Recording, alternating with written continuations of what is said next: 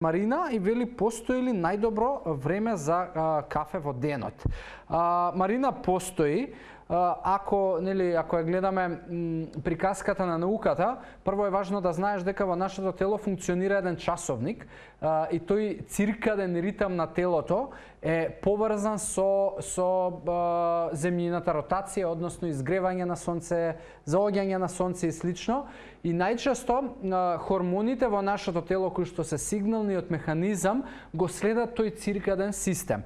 Тоа значи дека поврзано со кафето се ориентираат научниците и докторите според нивоата на кортизол, кои што ги имаме во нашето тело.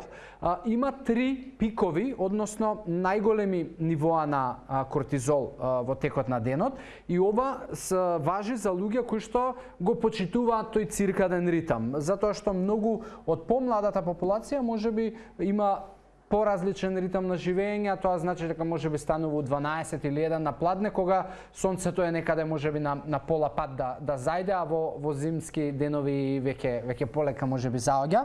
Но како и да е, генерално ако зборуваме, пиковите на кортизол се помеѓу 8 и 9 наутро. Практично и тоа е нештото што ќе не разбуди доколку немаме наместено аларм. Следниот пик е некаде после 4 часа, 12 до 1, и третиот пик на кортизолот е некаде помеѓу 5 и 6.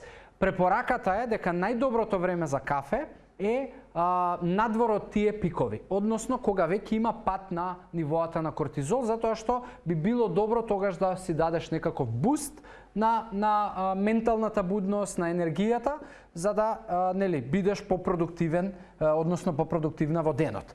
Затоа ете како најдобро време за кафе можеби ќе биде помеѓу 9, односно 10 и 12, помеѓу 2 часоти, 5 часоти некаде, ако не ти прави кафето проблем за да не спиеш, можеш и некаде после 6. Но секако, ова е доколку се почитува тој циркаден ритам, но многу луѓе го немаат тој ритам на будење и на легнување, затоа кафето можеби и го избираат во оние моменти кога осеќаат пат на енергијата.